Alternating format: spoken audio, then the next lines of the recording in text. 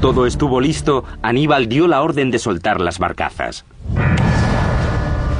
Las tribus galas, atónitas ante su osadía, contemplaron cómo el general cartaginés llevaba sus tropas, su caballería y sus elefantes en masa a través del inestable Ródano. Cuando llegó a la otra orilla, el pánico cundió entre los galos, que salieron huyendo sin presentar resistencia alguna. Toda esta operación llevó poco más de 9 días.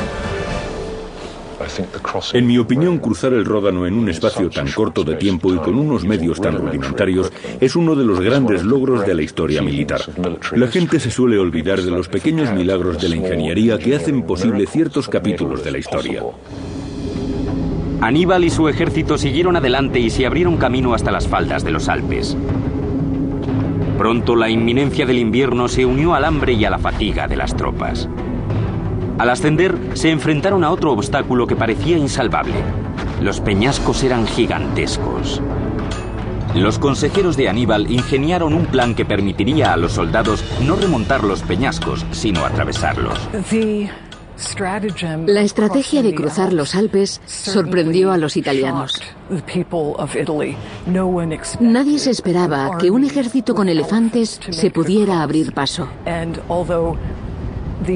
Y aunque los Alpes podrían haber parecido inaccesibles en algunos tramos, la idea de perforar las propias montañas y abrir un camino para los paquidermos era genial. ¿Cómo logró Aníbal llevar a sus hombres, por no mencionar a sus elefantes, por encima, por los lados y a través de aquellos peñascos?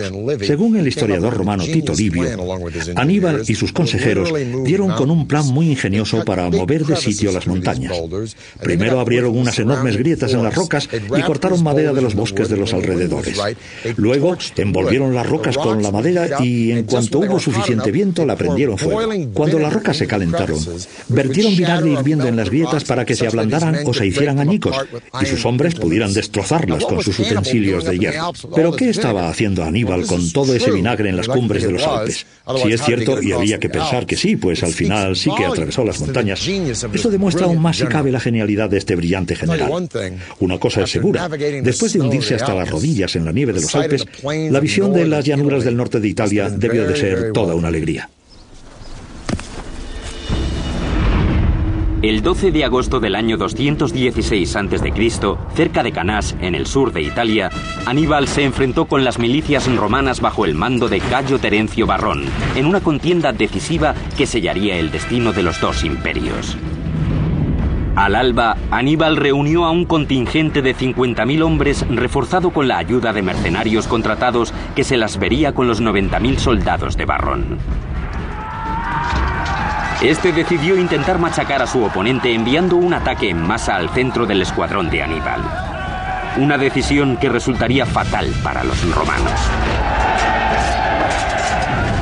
Anticipándose a la estrategia de Varrón, Aníbal ordenó a su caballería flanquear a los romanos hasta situarse a su espalda.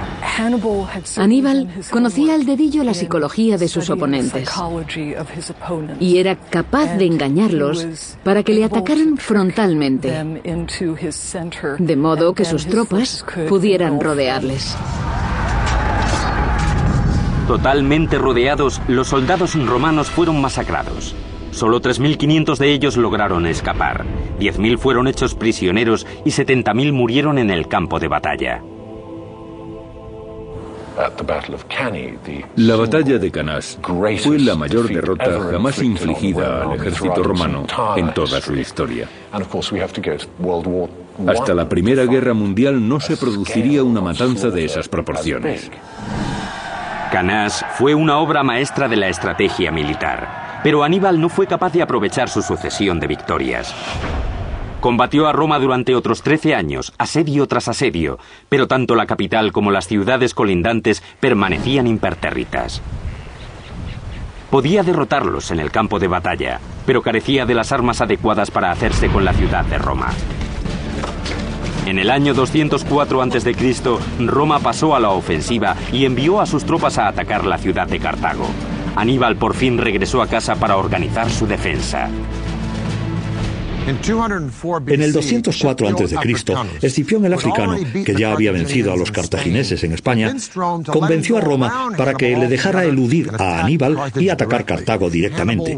Aníbal tuvo que volver a su ciudad para defenderla, y fue allí donde estos dos pesos pesados se vieron las caras. A decir verdad, no tenemos ni idea de las palabras que cruzaría. En cualquier caso, en el 202 se volvieron a encontrar en la batalla de Zama, en la que Aníbal fue derrotado. Se vio obligado a doblegarse ante un enemigo a cuya destrucción había dedicado toda su vida. Finalmente no cumpliría los deseos de su padre. Fue expulsado de Cartago y años después, cerca de la actual Turquía, se suicidó. La derrota de Cartago al término de la Segunda Guerra Púnica obligó al imperio a claudicar de nuevo ante los deseos romanos. Se les obligó a rendirse en el año 202 a.C.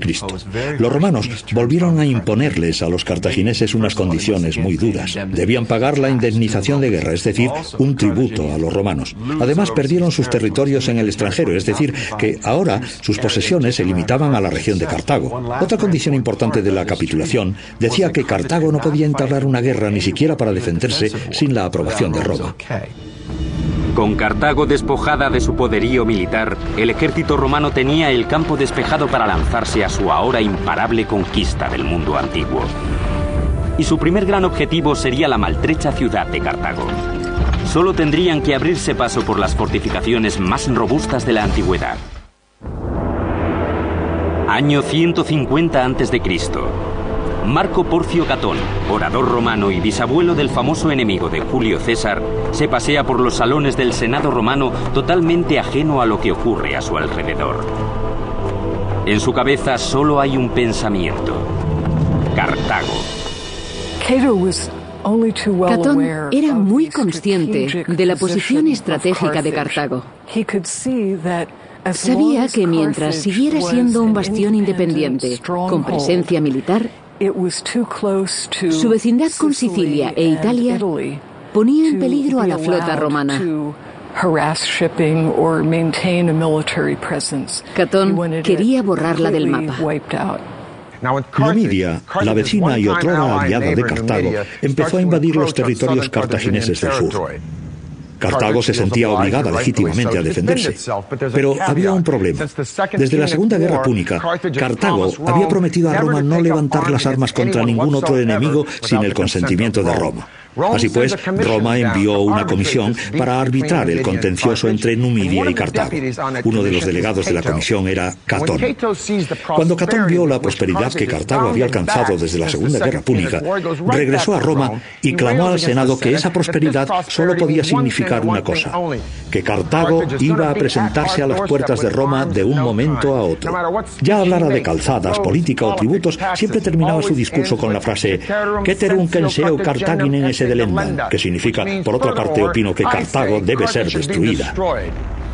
Cartago, temiendo su inminente aniquilación y sin ayuda de Roma, tomó las armas. Por su parte, Roma envió una delegación militar y ordenó a los cartagineses evacuar su ciudad. Cuando estos se negaron, dio comienzo la Tercera Guerra Púnica. Ahora era Roma la que tenía un problema, porque de todas las fortificaciones del mundo antiguo, los muros de Cartago eran los más inexpugnables. El tiempo ha destruido la fortaleza hasta sus cimientos. Pero en el año 149 a.C., estas murallas eran la última esperanza de la ciudad. Se trataba de un sistema de amurallado en 3 fases, hecho de piedra maciza. Un circuito que cubría una enorme extensión y que se creía infranqueable. Una maravilla de la ingeniería en la que los cartagineses depositaron su confianza. Los muros tenían un perímetro de 37 kilómetros y estaban compuestos de 3 niveles defensivos.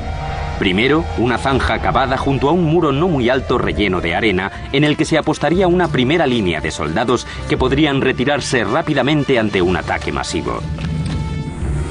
El segundo muro estaba construido en piedra y dominaba las defensas exteriores. Tras este segundo muro se erigió una tercera muralla aún más impenetrable de más de 13 metros de altura y 9 de ancho. Cada 180 metros se levantaban 15 torres en las que montaban guardia los centinelas. Dentro de estas murallas hacían su vida parte de las tropas cartaginesas, unos 20.000 hombres y 300 elefantes, siempre alerta ante cualquier ataque.